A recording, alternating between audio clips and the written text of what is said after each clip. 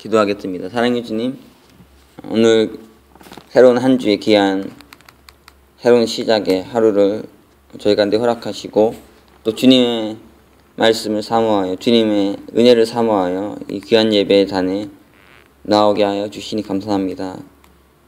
주시는 말씀 통해 우리가 새로운 힘을 덧입게 하여 주시고 또 한 주와 우리에게 주어진 삶을 살아가는데 꼭 필요한 소중한 양식이 되는 귀한 말씀을 배우고 또 듣고 발견하는 귀한 시간 되게 하여 주시며 이 말씀 통해 우리 영혼이 다시 한번 우리 신앙의 가장 중요한 복음의 진리에 깊이 깨닫게 되는 은혜가 넘치게 하여 주시고 이것을 힘있게 전해서 많은 영혼들 구원하는 귀한 삶 되게 하여 주시옵소서. 예배의 순서 가운데 성령께서 함께 하여 주시고 크신 은혜로 채워주시기를 원합니다. 인도하시고 함께 하여 주시옵소서. 감사드리며 예수 그리스도의 이름으로 기도합니다. 아멘. 네. 복음이란 무엇인가? 네. 지난 시간 이어서 계속 보겠습니다. 네. 본문은 요한복음 16장 33절, 요한복음 19장 30절입니다. 제가 본문을 읽겠습니다. 이것을 너희에게 이름은 너희로 내 안에서 평안을 누리게 하려 함이라. 세상에서는 너희가 환난을 당하나 담대하라. 내가 세상을 이기었노라 하시니라. 예수께서 신포도주를 받으신 후 가라사대 다 이루었다 하시고 머리를 숙이시고 영원히 돌아가시니라. 복음이란 무엇인가? 그것을 어원적인 의미에서 지금 보고 있는데 성경에서 이 어원적인 의미에서의 복음을 가장 잘 설명해주고 있는 두 개의 본문이 오늘 우리가 읽은 본문입니다.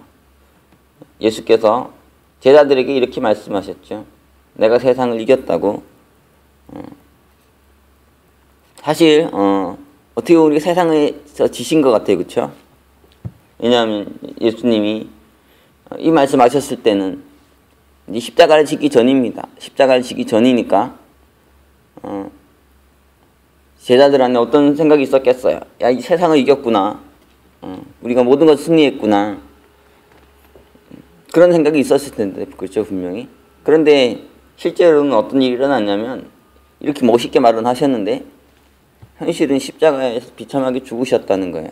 세상을 이긴 게 아니라 세상이 패배한 것 같죠. 세상에 의해서 죽임을 당하셨던 비극이 발생했어요. 그러나 예수님은 뭐라고 하시냐면 내가 세상을 이겼다는 것이죠. 내가 이것을 너에게 왜 이루냐면 너희로 평안을 누리게 하려 함이라. 너희가 이 사실을 알 때 평안을 누릴 수 있다는 거예요. 내가 세상을 이겼다는 것이죠. 그러니까 우리가 이 예수님의 승리에 대해서 깊이 있게 이해하지 못하면 평안을 누릴 수 없다는 거예요. 근데 예수님이 어떻게 말씀하셨냐면 환난을 당한다는 거죠. 환난을 당한다. 그 환난 속에서 우리가 평안을 이룰 수 있고, 그렇죠? 환난 속에서 우리가 세상에서 패배를 당하는 것처럼, 세상에 죽임을 당하는 것처럼 이런 상황이 이렇게 생각이 될 수 있어요. 이런 상황을 우리가 놓을 수 있는데 예수님 뭐라고 하시냐면 세상을 이겼다는 것이죠. 그러니까 우리도 이 의미를 깊이 있게 묵상해야 돼요. 십자가 상에서도 예수님이 다 이뤘다 하셨는데 정말 도대체 뭘 다 이뤘다는 건가? 여러분도 지금 신앙을 하는 분들도 있고요. 지금 선교 사역에 일선에 있는 분들도 있는데 솔직히 말해 여러분 다 이뤘다고 선교 사역을 마칠 수 있겠습니까? 지금 선교 사역에 지금 중요한 시기를 여러분 가는 분들 많은 걸로 제가 알고 있는데 여러분이 거기에서 떠나갈 때 내 다 이뤘다 이렇게 하고 떠나갈 분 정말 있을까요? 그거 쉽지 않죠, 그렇죠? 여러분 신앙에서도 마찬가지고 내가 다 이루었다고 여러분이 하나님께로 돌아갈 때 말이에요. 내가 이 세상에 주님이 날 보내신 뜻을 다 이루었고 그 사명 내가 다 이루었습니다. 제가 이제는 하나님께 돌아가겠습니다. 하나님 연락받으세요 하고 이렇게 천국 갈 수 있는 사람 몇 명이나 될까요? 그렇죠? 대부분 막 후회해요. 죽기 전에 되면 아유 내가 이렇게 살았으면 안 되는데 내가 좀 더 잘 살았어야 되는데 그러면서 후회하고 아쉬워하고 좀만 더 살려달라고. 그 성경 보면 이제 이스라엘 남유다의 왕 중에서 히스기야라는 왕이 있잖아요. 병에 걸려가지고 죽게 됐는데, 그래서 벽을 보면서 막 하나님께 기도해요. 하나님 제 수명을 연장시켜 달라고. 그랬더니 하나님께서 15년을 더 연장시켜 주셨는데, 우리도 사실 그럴 수 있잖아요. 내 인생에 죽음이 왔을 때, 내 인생의 마지막이 왔을 때, 지금 죽긴 너무 아쉬워요. 더 살고 싶어서 그런 게 아니고 뭔가를 더 못한 것 같고 더 못 이룬 것 같고, 그렇죠? 아직 못당한 게 많은 것 같은데 내가 하나님께 돌아가야 된다는 게 참 걱정되고 또 안타깝기도 하고 아쉽기도 하고 여러 가지 복합적인 감정이 있을 텐데, 예수님은 뭐라고 하셨냐면 다 이루었다 하셨다는 거예요. 우리도 이런 멋있는 한마디 남길 수 있기를 원합니다. 우리 마지막에, 우리 사역의 마지막에서. 물론 뭐 할 수 있죠. 무조건 다 이루었다 이러면서 여기 어떤 분 충분히 하실 분 한 분 있어요. 다 이루었다 이러면서 죽을 분 있다고 코믹하게 막 속으로는 이제 자기를 속이면서 상대방도 속이면서 막 다 이루었다 장난 삼아서 말할 수는 있겠지만, 진짜 이 한마디 남기고 죽을 수 있는 사람이 적겠죠. 그렇죠? 적을 거예요. 내가 그냥 이겼다, 이겼노라, 다 이루었다. 참, 우리가 이런 말 할 수 있어야 되는데 어떻게 하면 이런 말 할 수 있을까요? 이 정신병자가 아니라면 정말 믿음의 깊은 경계에 이른 자만이 할 수 있는 말인데, 그렇죠? 이거 어떻게 하면 이렇게 될 수 있을까? 한번 오늘 이 문제 다시 한번 더 보겠습니다. 복음은 이제 승전보라고 했죠. 복음의 뜻은 이 기쁜 소식, 좋은 소식이고, 그 기쁜 소식 중에 기쁜 소식, 좋은 소식 중에 좋은 소식은 고대에서는 승전의 소식이었어요. 승전보. 이겼다는 것. 왜냐하면 전쟁이 오늘날 같은 전쟁이 아니었기 때문에 막 사람이 그냥 전쟁 당사자만 죽고 말이죠. 패배하고 그런 문제가 아니고, 이 전쟁에서 지면은 뭐 나라가 다 망하는, 나라가 다 완전히 돌지의 식민지로 전락하고 거기 살던 모든 사람들은 다 노예가 되고 죽임 당할 수도 있고 노예가 될 수도 있고 뭐 이런 끔찍한 것이었기 때문에 이 승전보만 기다리고 있었어요. 그러니까 승전보가 좋은 소식 중에 좋은 소식인 거죠. 기쁜 소식 중에 기쁜 소식이었던 거예요. 이긴 승리의 소식. 예수님께서도 최후의 만찬에서 고별 설교하시는데 내가 다 세상을 이겼다고 하셨고요. 십자가상에서는 최후의 죽음은 정말 마지막 죽음의 장면인데 다 이루었다 이렇게 말씀하셨어요. 요한이 특별히 자기의 복음서에서 온 우주를 향해서 승리를 선포하신 이 승리자 그리스도를 아주 강조하고 있다는 걸 우리가 느낄 수 있죠. 근데 뭘 이겼다는 건지, 무엇을 이루었다고 하는 건지, 어떻게 이겼다는 건지, 이런 걸 우리가 깊이 묵상해야 된다는 거예요. 이 십자가 사건에 대해서 그냥 표면적으로 보자고요. 솔직히 일반적인 관점에서 사실적으로만 묘사하면 나사렛에서 태어나가지고 갈릴리에서 한 신앙운동, 큰 하나님 나라 운동, 부흥운동을 일으킨 예수라는 청년이 있었는데 그래 막 잘 가르치고 말이죠. 막 하나님께서 함께 하시고 성령의 역사가 또 드러나서 막 크게 부흥이 일어났어요. 그래가지고 하나의 어떤 새로운 운동으로, 성령의 운동으로 사람들의 주목을 받았고 많은 사람들이 관심을 받았고 기대를 받았는데 십자가에 못 박혀서 그냥 처참하게 죽임 당한 거예요. 막 여러분 중에 한 명이 막 뜨거운 하나님 나라의 운동을 일으켰는데 그 말로가 여러분의 그 사람들이 미움을 받고 그래서 이 죽임을 당한 그런 사건인 거죠. 특히 누구에게? 유대인들에게. 그 중에서 이 종교 지도자들에게, 또 한편으로는 이 로마인들 말이죠. 로마 총독과 로마 군인에 의해 가지고 아무 힘도 한 번 써보지 못하고 참혹하게 죽임 당한 거예요. 한번 맞짱뜨면서 막 결사항전 해가지고 싸운 게 아니고 아주 양을 죽이듯이 그냥 그 시대 양이라는 거 정말 이게 순한 동물이었는데 그 양이란 이 동물의 특징이 뭐냐면 죽이는데 저항도 못한다는, 저항도 안 하고 죽이는데도 그냥 한번 살아보려고 말이죠. 뭐 그런 것도 아니고 그냥 조용하게 그냥 죽는 동물이에요. 예수님이 그렇게 죽으신 거죠. 아무 힘도 써보지 못하고 아무 저항도 하지 않고 그냥 강한 힘을 가진 자들에게 참혹하게 죽임당한 거예요. 이렇게 십자가에 죽임당한 예수님, 일반적인 사람들은 보는 제자들까지도 이건 하나님 저주다, 이건 실패다 이렇게 생각했어요. 그래서 이 모든 소망이 사라졌다, 이제 다 끝났다.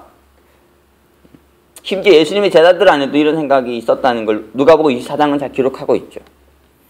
예수님을 따라가 십자가 운동에 십자가 운동이 아니고 예수님을 따라서 예수 운동에, 하나님 나라 운동에 동참했던 사람들이 있었는데 예수님 죽으신 후에 고향 엠마오로 돌아가고 있었어요. 다 포기한 거죠. 집으로나 가자. 이전의 삶으로 다시 돌아가자. 무슨 예수 운동이냐, 무슨 하나님 나라 운동이냐. 다 실패했다. 다 끝났다. 갈릴리에서 이렇게 시작된 예수 운동이, 하나님 나라 운동이 십자가에서 완전히 실패했다. 끝났다. 이건 저주로 끝이 나고 말았구나. 이것이 제자들 안의 생각이었다는 거예요. 실제로 당시에 예수 운동만이 아니고 많은 그 종교 운동이 있었어요. 많은 공동체 운동이 있었고, 그 중에 하나가 우리가 잘 아는 세례요한 운동이잖아요. 그리고 뭐 우리가 잘 알다시피 뭐 SNF파 이런 운동도 있고요. 이런 많은 운동들이 그 시대에 있었다고요. 그 중에 뭐 5가지 메인스트림의 운동이 있었고, 그 아류의 그 조그만 많은 운동들이 있었는데, 이런 운동은 창시자가 죽으면 다 세력을 잃어가지고 이게 약해져서 망해요. 다 사라지려고 만다는 거죠. 그러니까 뭐 창시자의 죽음이라고 하는, 그 운동에 일으킨 자의 죽음이라고 하는 건 모든 것의 끝인 거야. 실패인 거야. 그리고 거기에 하나님이 함께하지 않는 거죠. 안 그러면 반드시 승리를 주신다는 것이 그들의 생각이었어요. 하나님께 함께 하심으로 전쟁에서 승리하게 하신다, 이기게 하신다. 그런데 예수님은 어떻게 이런 자리에서 말이에요. 내가 세상을 이겼다고, 다 이뤘다고 하실 수 있었겠냐는 거죠. 뭘 이뤘다는 건지. 이 예수님의 승리, 한번 우리가 깊이 생각해 볼 필요가 있어요. 예수님의 승리는 외적인, 눈으로 보이는 어떤 물리적인 전쟁, 눈에 보이는 이 전쟁에서의 승리가 아니죠. 어떻게 보면은 그렇지, 실패였어요. 패배였다고. 그러나 또 하나의 다른 전쟁이 있는데, 이 내적인 전쟁, 눈에 보이지 않는 전쟁, 영적인 전쟁, 여기에서는 승리하신 사건이 예수님의 십자가 사건인 거예요. 먼저 이 영적인 승리라는 건 하나님과의 관계에서 승리인데, 즉 신앙의 승리고, 두 번째는 사단, 눈에 보이지 않는 사단의 권세가 있죠. 죄와 사망의 권세가 있는데 여기에서의 승리라는 거예요. 이 영적인 전쟁은 눈에 보이는 이 외적인 전쟁, 이 물리적 전쟁보다 더 치열하고 더 중요한 거예요. 사실 이제 우리가 교회 사역을 하면 선교하시는 분들 많잖아요. 그리고 어떤 사업을 하는 분들도 있고, 당장 거기에서 말이죠, 교회가 성장하지 않고 사업이 돈을 잘 못 벌고 하면은 뭐 시험 듭니다. 실패하고 막 그런 거 겪으면 정말 어렵다고요. 그러면은 여러분은 어떤 생각을 하겠습니까? 실패했다 생각하는 거예요. 여러분 선교 사역, 여러분 목회 사역이 잘 안 되면 실패한 거죠. 그리고 우리 사업을 했는데 잘 안 되면 실패한 거예요. 겉으로 보면 그런 거죠. 하지만 여러분이 그런 상황에서도 하나님 관계에서 승리한다면, 신앙에서 승리한다면, 이 사단의 권세, 죄와 사망의 권세에 대해서 승리한다면 그건 실패가 아니라는 거예요. 그러니까 여러분이 목회를 했는데 막 맨날 놀고 먹고 하면 돼, 목회가 잘 돼, 선교 사역이 잘 돼요. 이거는 저주의 저주. 그건 겉으로 보면 승리인데 속으로 보면 이건 실패라는 거죠. 하나님 보시기에 이거는 아름답지 않다는 거예요. 너 이건 실패한 거야. 난 이걸로 받지 않아. 내가 주여 한 자 말이죠. 막 그래가지고 막 이 놀라운 역사 일으키고 막 그런 사람들이 천국에 갔는데, 하나님께서, 예수님께서 뭐라고 하시냐면 나는 너와 상관이 없다고 그렇게 말씀하시잖아요. 그렇게 대단한 거 이뤘는데도 불구하고 냉정한 하나님의 한마디예요. 너는 나랑 상관이 없다고. 그 사업을 해도 마찬가지. 사업하는데 막 요즘 보면 막 세금 탈루하고요. 이렇게 부정직하고 막 그리고 막 과도하게 이렇게 폭리를 취하려고 말이죠. 막 쓰레기 같은 원료 가지고 막 말도 안 되는 원료 가지고 해가지고 막 팔아가지고 이윤을 남긴 사람도 있죠. 막 노동력 착취하는 사람들도 있고요. 뭐 이번에 지금 미국 브라질에서 축구하고 있는데 그 축구공 만드는데 뭐 아동 노동 착취 뭐 이런 문제는 매년 나오는 문제예요. 애들을 막 노동력 착취해가지고 축구공 만든다는 거예요. 이거 따지고 들어가면 막 문제가 한두 개가 아니잖아요. 그쵸? 뭐 이런 거 많아요.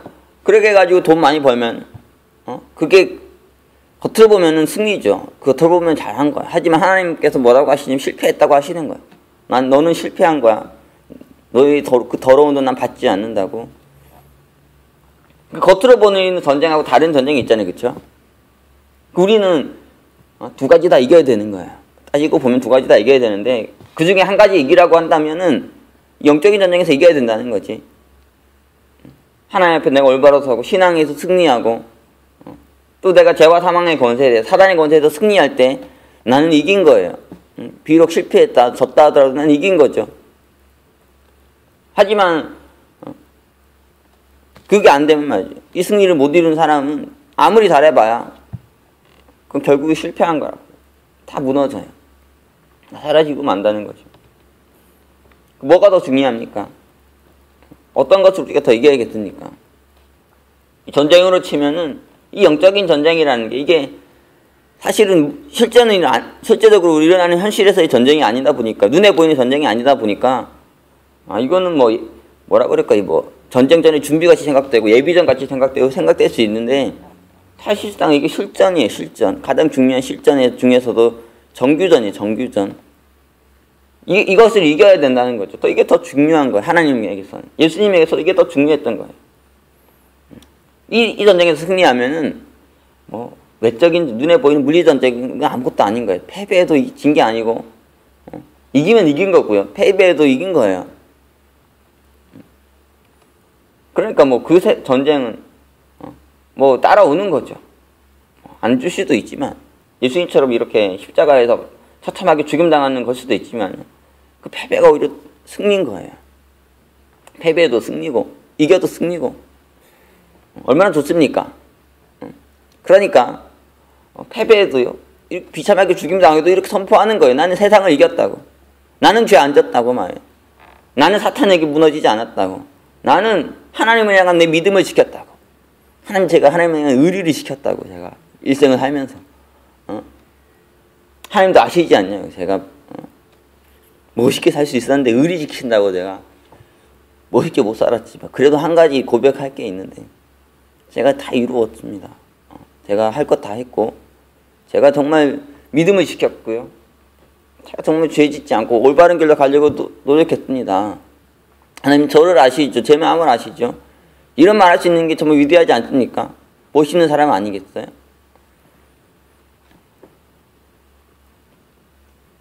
항상 저는 이제 말씀을 준비하는데 사실은 어제는 막 주일 예배를 하고 나서요 좀 쉬고 싶더라고요. 쉬고 싶은데 막 제 인생이 그냥 쉬지도 못하고 월요일 아침 예배가 있으니까요. 이거 뭐 참 게다가 막 제 아내가 지금 피부가 너무 힘든 상황에 아파서 애들도 지금 3명이 있죠. 뭐 말씀 준비할 시간이 없어요, 솔직히. 그리고 막 고통스러운 그래서 막 그래도 이제 평소 실력을 쌓으려고 노력하기 때문에 일상에서 늘 말씀 묵상하고 살죠. 끊임없이 말씀 묵상하고 그런 게 힘이 돼가지고 좀 항상 어떤 게 있냐면요, 좀 준비 못했을 때 좀 더 은혜롭다고. 너무 막 준비 잘해서 보면은 그 자기의 의유가 그런 게 확 드러나가지고 좀 부족한 게 있는데 좀 준비 못하면 하나님께서 좀 도와주시고 그런 게 있어요. 그래서 오늘도 좀 준비에 부족한 게 있었는데 제 안에 하나님께서 많은 생각을 주십니다. 바울은 이 기독교 신앙을 뭐라고 표현했냐면 고린도전서 13장 13절에 그런즉 믿음, 소망, 사랑 이 세 가지는 항상 있을 것인데 그 중에서 제일은 사랑이라 이렇게 말했어요. 기독교 신앙의 핵심이 무엇입니까? 가장 중요한 게 뭐예요? 승리가 아니에요. 자꾸 승리하려고 막 승리하십시오. 막 오늘 선교제가 하시고 승리하십시오. 오늘 하루 삼 승리하십시오. 그러면서 막 승리에 초점을 두고 막 그러는데 뭘 승리하겠다는 거예요? 승리 어디에서 이겨야 승리해야 되냐면 이 세 가지죠. 믿음과 소망과 사랑에서 승리해야 되는 거예요. 이게 기독교 신앙의 핵심이잖아요. 예수께서 승리하셨다, 이겨주셨다는 건 이 세 가지에서 승리인 거예요. 특히 십자가상에서 이 승리가 가장 위대하게 드러난 것이죠. 예수님을 죽이려고 사탄이 아주 사악한 괴계를 꾸몄어요. 유대인과 로마인 여기만 결탁해가지고 죽였어도 비극적인데 그렇죠. 어디까지 결탁됐냐면 예수님의 제자들까지 결탁됐다는 거예요. 예수님의 죽음에 사실 가장 결정적인 영향을 미친 사람 누굽니까? 이 제자들이잖아요. 유다가 팔아먹었어요. 유다가 팔아먹고 나머지 제자들 다 도망가고 그래가지고 막 이런 모든 죄악과 인간의 모든 죄가 총동원돼가지고요. 종교 지도자들과 세상에 있는 지도자들과 거기다 이 예수 공동체의 제자들까지 결탁이 돼가지고 아주 죄 없는 예수님을 참혹하게 죽였다고요. 사악한 괴계죠. 사탄의 사악한 괴계라고. 우리 안에도 이런 게 있잖아요. 세상 사람만 더럽습니까? 유대인만 더럽고 로마인만 더럽습니까? 예수 믿는다고 하는 자들, 공동체 안에 있다고 하는 자들은 다 사악한 죄가 있어요. 더러운 죄가 있다고. 그렇지만 예수님은 이것을 속죄하시잖아요. 이 죄를 용서하시고 품으시고, 그런데 이 사탄이란 못된 놈은 이걸 악용해가지고 이 목된 괴계를 꾸며가지고 의인을 죽이는데, 예수님을 죽이는데 쓴다는 거예요. 리더를 죽이고 이런 비극적인 일을 일으키는 거죠. 그런데 예수님 이 십자가 사건을 통해서 어떤 일을 행하십니까? 이 사탄의 실체를 다 까발리세요. 사탄의 괴계를 다 보여주신다고. 그리고 이것을 통해서 그의 한계와 그의 모든 것, 죄악과 모든 것들이 다 드러나게 하시잖아요. 사탄의 끔찍한 모습 뿐 아니라 하나님을 향한 진정한 신앙, 믿음과 소망과 사랑, 예수님 안에 있는 이 참신앙 말이에요. 이것이 가장 완벽하게 드러났어요. 그러면서 이 십자가는 위대한 승리의 자리였죠. 완벽한 승리고 완벽한 영광이었어요. 십자가는 어떤 자리였습니까? 하나님마저도 예수님을 버리셨던 자리예요. 그 신음과 고통과 기도에 응답 안 하셨던 자리죠. 완벽하게 버렸어요. 완벽하게 외면하셨다고. 그래가지고 결국 죽음으로 모든 게 끝났어요. 모든 희망이 사라졌고 완벽한 어둠만이, 완벽한 절망만이 세상을 뒤덮은 사건이죠. 일반인 사람들은 그래서 어떻습니까? 일반적인 사람들은 이 사건 앞에서 이런 일이 생기면 어떻겠습니까? 예수님도 사람이었잖아요. 그분도 일반적인 사람처럼 이런 자리 되면 하나님 원망하고 하나님 저주하고 하나님 욕하고 그럴 수 있는 자리였다는 거예요. 사탄이 어떤 걸 기대했겠습니까? 저는 그렇다 생각해요. 사탄이 분명히 예수를 내가 이 십자가에 이렇게 죽이면은 저렇게 하나님 잘 믿는다고, 하나님 저렇게 사랑한다고 그랬지만 결국은 저도 하나님 저주하면서 말이에요. 나의 하나님 어찌하여 나를 버리셨습니까? 엘리 엘리 라마 사박다니 이렇게 울부짖잖아요. 그래 그렇게 울부짖어, 그렇게 더 울부짖으라고, 그렇게 더 원망하고 더 저주하고 그러다 죽어라. 네 실체, 네 가증스러운 실체, 가짜 믿는다 하지만 안 그런 너의 그 실체를 네 드러내라. 그렇게 죽어라. 그거 아마 기대했을 거야. 그런데 십자가의 자리, 그 죽음의 마지막 순간에서 예수님 마지막으로 이렇게 말씀하셨다는 거예요. 난 당신을 버렸습니다. 나도 포기했어요. 이렇게 나를 죽이다니. 천국 가서 당신 얼굴 꼴도 보기 싫다고, 난 자기 저주행을 택하겠다고. 빠이빠이. 지금부터 영원까지 우리 다시는 당신 안 만난다고. 어떻게 나를 이렇게 죽일 수 있냐고. 이렇게 할 수 있잖아요. 그렇죠? 이런 말을 기대했을 거라, 사탄이 분명히. 근데 마지막 예수님의 한마디 뭐냐면 내가 세상을 이겼다는 거예요. 다 이루었다는 거죠. 이 깜짝 놀랄만 상상도 못한 말이죠. 내가 이거 정말 들은 게 사실인가? 혹시 잘못 들은 거 아닌가? 귀가 번쩍거릴 만큼 충격적인 극적인 한마디를 하신 거죠. 극적인 역전, 대반전이 이루어진 거예요. 보통 이렇게 하면은 막 저주하고 죽는데 막 하나님 원망하고 막 온갖 거 다 토해내고 죽는데 되지도 않은 그런 현실적이지 않은 이런 일이 일어난 거죠. 충격이 일어났다는 거예요.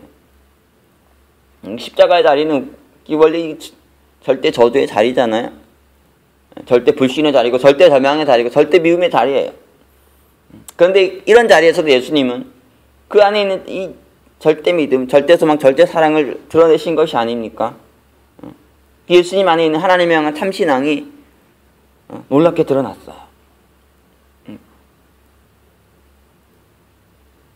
이 십자가는 저주와 실패의 자리가 아니고 영광과 승리의 자리라는 것.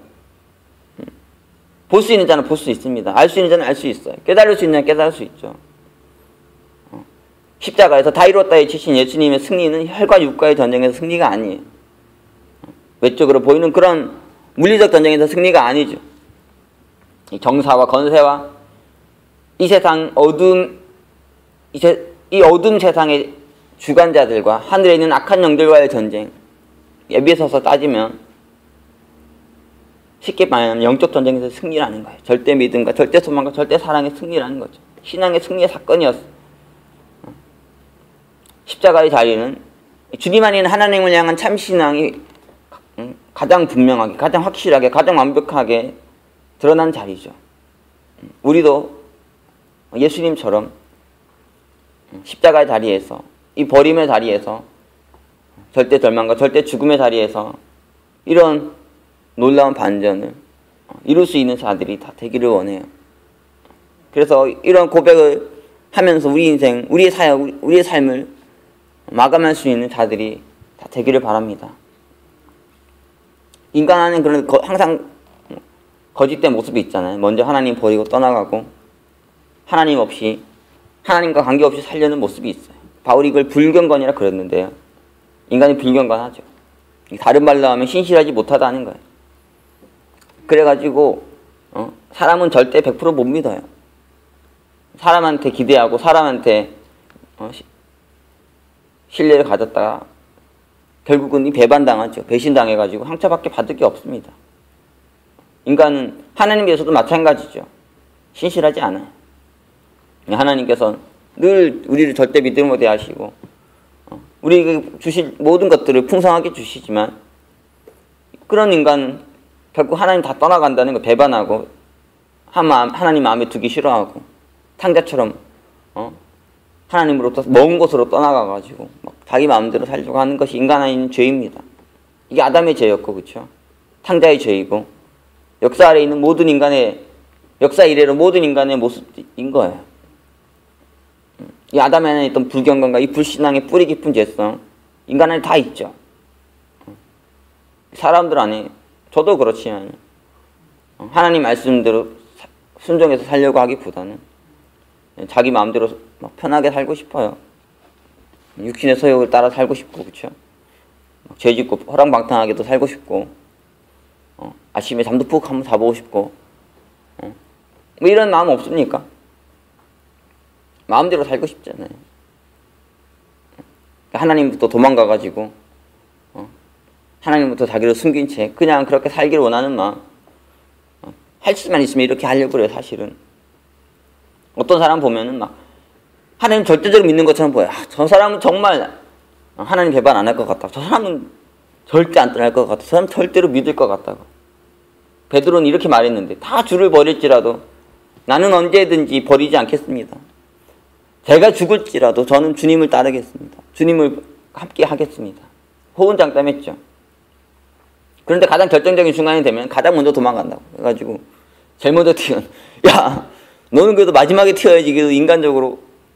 근데 제일 먼저 튀어. 그래가지고 그래도 그나마 그 말에 기대를 걸었던 하나님의 마음에 더 큰 상처 남기는 거죠. 야, 네가 그럴 수 있냐? 다 도망가도 너는 안 도망갈 줄 알았는데 너마저 도망가는구나. 그래서 하나님의 마음이 더 상처가 되잖아요. 더 지워지지 않는 대못이 박히는 거예요. 하나님 믿지 않는 자들보다요, 불경건하다고 하는 자들보다 오히려 경건하다고 하는 자들, 잘 믿는다고 하는 자들, 이 그리스도인들이 예수님이 십자가에 못 박힌 것처럼 이 하나님은 십자가에 못 박죠. 하나님의 가슴에 못을 박는다고. 예수님이 제자들도 마찬가지였는데 가장 결정적인 순간에 예수님 버리죠. 예수님의 가장 사랑했던 제자 중에 한 명, 이 유다, 제전까지 맡았는데, 공동체 제전까지 맡았던 자였는데, 푼돈 때문에 또 그 안에 있는 분노, 그 안에 있는 잘못된 감정 다스리지 못해가지고 헐값에 예수님 팔아넘겼어요. 수제자 이 베드로 비롯해서 나머지 제자들은 보이지도 않죠. 어디 갔는지. 그렇게 예수님 사랑한다고 그랬으면서 제일 먼저 도망가고, 그곳에 있었던 사람들은 여인들밖에 없었어요. 누구도 알아봐주지 않았고 누구도 대단하게 봐주지 않았던, 사람들로부터 그 당시에 인간 취급도 받지 못했던 여자들만 거기에 남아가지고, 교회도 보면요, 리더들이 제일 비겁하더라고요. 저도 뭐 제 고백이고요. 왜 그렇습니까? 자리만 탐하거든요. 그들 안에 관심은 대부분 제 스스로를 봤을 때 자리예요. 정말 하나님 사랑해서, 정말 고난을 십자가를 사랑해서 그 자리에 있는 게 아니고 자리 때문에 권위 지키려고 말이에요. 그 자리에 앉아가지고 어떻게든지 권위 지키려고, 그 자리 지키려고 몸부림칠 뿐이지, 정말 예수님 사랑하고 정말 하나님 사랑하고 그렇지 못해요. 오히려 그런 리더도 아닌 자들이 말이에요, 여자들이 끝까지 남아가지고 예수님 지키죠. 사랑하지 않았던 자, 믿지 않았던 자, 소망을 두지 않았던 자가 주님 앞에서, 하나님 앞에서 더 믿음을 드러내고 더 소망을 드러내고 더 사랑을 드러내요. 그런데 많이 믿었던 자들, 많이 큰 자리 맡았던 자들, 큰 소망 두었던 자들은 다 도망가고요. 거짓되죠. 예수님은 유대인들, 로마인들, 그들 때문에 힘드셨을 거예요. 십자가에서 그 고난을 당하시며. 그러나 누구 때문에 가장 힘들었겠습니까? 무엇이 가장 아프셨겠어요? 제자들마저 나를 버리다니. 야, 이거 세상에 인간이 정말 소망이 있느냐?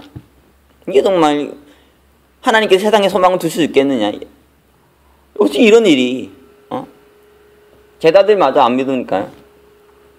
그들이 배반했다는 게 제일 힘드셨지 않겠어요? 거짓된 인간들, 악한 인간들 안에 믿는다 그러는데요, 하나님 안 믿으려고 그러죠.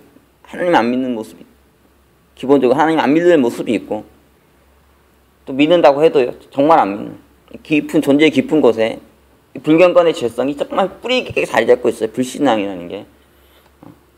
그런데 예수님은 어떠냐면 이런 인간과 달리 항상 변치 않는 모습으로, 정말 절대 믿음으로 하나님께 매달리셨다는 거예요. 십자가의 자리에서도 이렇게 외치시잖아요. 엘리엘리 라마 사막다니, 하나님 아버지 어찌하여 나를 이렇게 버리십니까? 여기 이런 외침도 있지만 한마디에 더 놀라운 외침이 있어요. 누가복음 23장 46절 보면, 아버지여 내 영혼을 아버지 손에 부탁하나이다. 이렇게 하시면서 숨을 거두세요. 하나님, 제 영혼을 아버지 손에 부탁드린다. 저의 영혼을 받아달라고. 놀라운 말씀이잖아요. 그 버림의 자리인데, 외면의 자리인데도 하나님, 나는 하나님밖에 없어요. 내 영혼을 하나님께 부탁드립니다. 제가 하나님께로 갑니다. 하나님 저를 받아주시옵소서. 이렇게 외치시잖아요. 이게 참된 믿음이죠. 참된 경건인 거예요.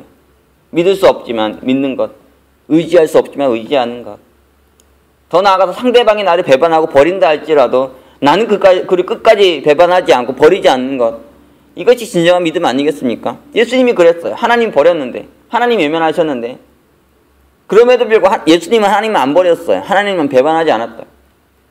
이 역사적인 장면이죠. 그렇죠? 하나님은 인류 역사 이후로 사람을 끝없이 믿었는데 늘 돌아온 건 배반이었어요. 버림받으시고. 그렇죠? 근데 여기에서 보면 하나님이 드디어 정말 참 믿음의 사람을 찾으신 거예요. 정말 하나님이 사랑하시는 독생자라고 표현된 이 한 위대한 사람을 만나신 거잖아요. 예수님이에요. 그런데 그 뭐 어떤 일을 행하시냐면은 말도 안 되게 그를 버리고 배반하는 이 끔찍한 뭘 하신 거잖아요, 그렇죠? 예수님 내가 아버지 아니고 아버지가 안에 내가 있다고, 아버지와 나는 하나라고 이렇게 믿으셨어요. 정말 하나된 관계, 아들과 아버지의 관계, 아버지와 아들의 관계, 신랑과 시부의 관계, 이것이 예수님과 하나님의 관계였잖아요. 근데 여기서 뭐 아버지가 먼저 아들을 버려버린 거죠. 신랑이 신부를 버려버린 거예요. 홀로 그 십자가에 못 박혀가지고 버림도 받으셔서 죽으신 거죠. 그런데 이 자리에서 예수님은 끝까지 하나님 믿으셨다는 거예요.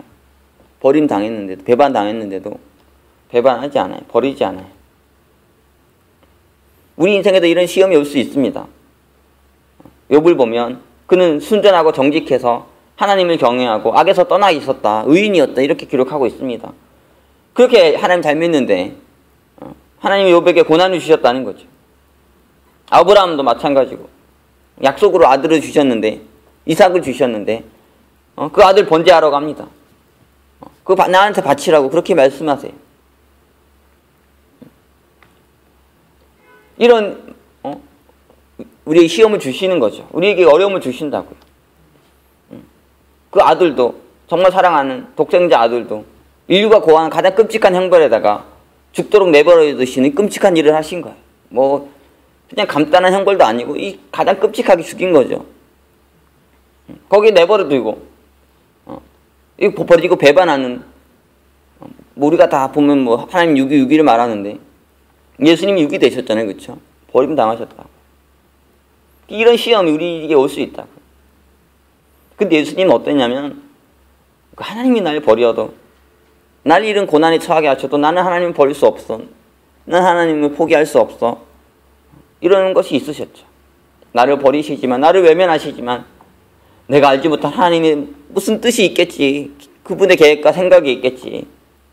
내가 알던 아버지는 이런 분이 아닌데 이런 일 하시지만 분명히 뜻이 있을 거야. 아버지 나의 원대로 마옵시고 아버지의 원대로 하옵소서.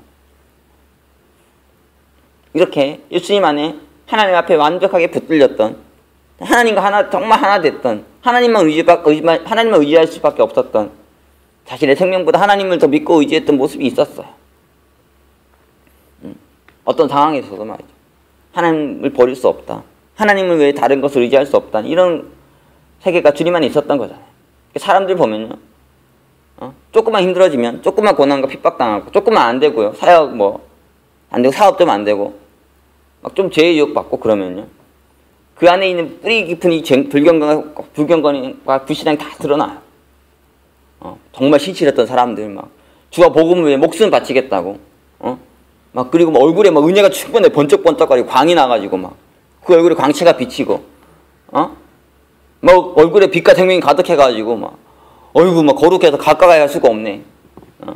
그런 사람들이 이런 상황, 저런 상황 되면요, 갑자기 막 입에서 막 저주를 토해내요. 막 이 공동체가 나를 망쳤다니, 막 리더가 나를 망쳤다니, 막 하나님 내 인생 망쳤다니 하면서 한두 명 제가 본 게 아니라고요.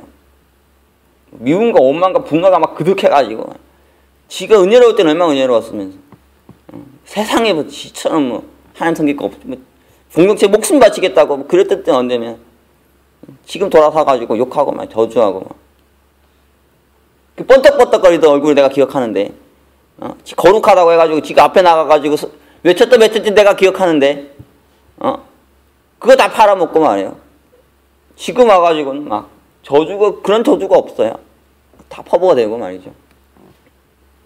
목소리 높여가지고 막 믿음과 경건을 강조하던 사람이 막 이방인과 다를 바 없고, 막 이방인이 뭡니까? 더 끔찍한 죄 지으면서 막 가는 사람들 한둘이에요. 이 사람이 내가 알았던 옛날에 그 사람 맞나?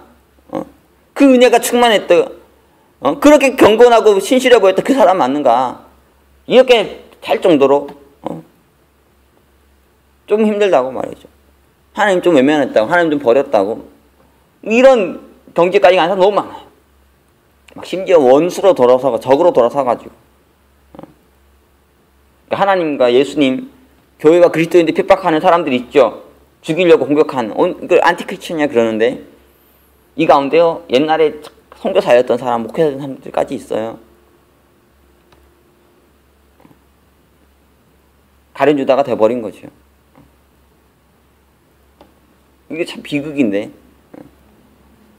정말 우리는 하나님 믿습니까? 정말 우리 안에는 어떤 상황에서 하나님 버릴 수 없는 이 세계가 우리 안에 있습니까? 여러분의 신앙이 잘 안 돼도, 여러분의 사역이 잘 안 돼, 여러분의 사업이 잘 안 돼도 여러분 하나님 믿겠습니까? 버리지 않겠습니까? 그때도 얼굴에 광채를 빛내며 살 수 있겠습니까? 끝까지 여러분 안에 있는 그 신앙 지키며 갈 수 있겠습니까? 죄 안 짓고 하나님 앞에 의롭게 살려고 몸부림칠 수 있겠습니까?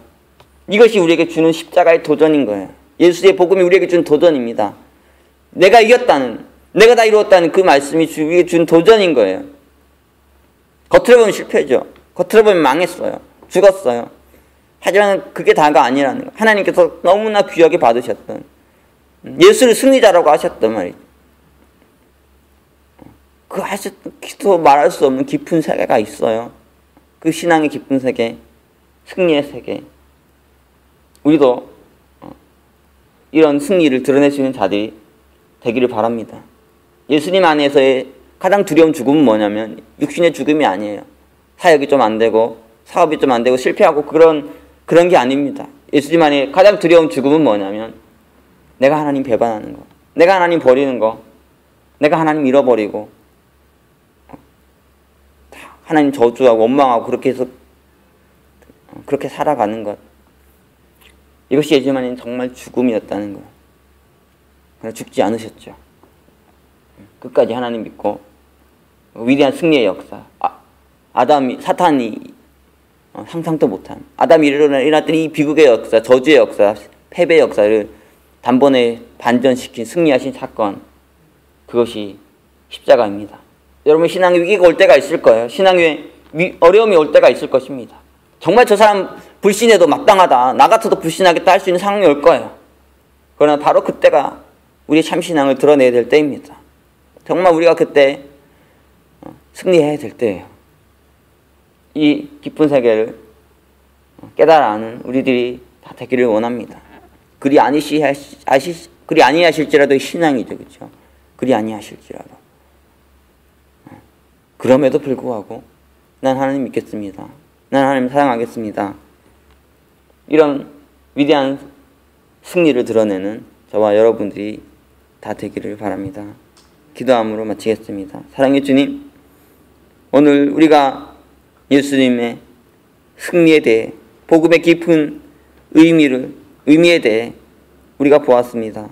십자가의 버림의 자리, 그 절대 죽음과 절대 절망의 자리, 배반하는 것, 유기의 그 자리에서 끝까지 하나님 믿으셨던, 하나님을 붙드셨던, 당신의 영혼을 아버지께 위탁하셨던 위대한 승리의 사건을 우리가 보았습니다. 우리가 한때는 은혜롭다 하지만, 한때는 하나님께 목숨 바치겠다 하지만 조금만 상황 어려워지고, 조금만 하나님 우리의 신앙의 위기를 주고 어려움 주시면 배반하고 돌아서고 저주를 퍼붓고 하나님의 가슴에 대못을 박는 이런 거짓된 모습들이 우리 안에 있습니다. 주님, 우리가 예수님 그 모습을 닮게 하여 주시고, 십자가의 자리에서도 우리가 참으로 믿음의 승리를 이루는 자들 되게 하여 주시고, 끝까지 하나님 붙들며 살아가는 저희들이 다 되게 하여 주시옵소서. 귀한 말씀이 오늘 우리의 가슴에 깊이 새겨지게 하여 주시고, 예수님과 같은 믿음의 사람들로, 승리의 사람들로 견고하게 세워지는 귀한 은혜가 임하게 하여 주시옵소서. 오늘 귀한 말씀 주셔서 감사드리고, 이 말씀이 우리에게 깊은 깨달음이 되게 하여 주시옵소서. 모든 것을 감사드리며 예수 그리스도의 이름으로 기도합니다. 아멘. 함께 주기도문 하겠습니다. 하늘에 계신 우리 아버지여, 이름이 거룩히 여김을 받으시오며 나라의 마옵시며 뜻이 하늘에서 이루어진 것 같이 땅에서도 이루어지이다. 오늘날 우리에게 일용할 양식을 주옵시고, 우리가 우리에게 죄진 자를 사하여 준 것 같이 우리의 죄를 사하여 주옵시고, 우리를 시험에 들지 말게 하옵시며 다만 악에서 구하옵소서. 대개 나라와 권세강의 아버지께 영원히 있사옵나이다. 아멘.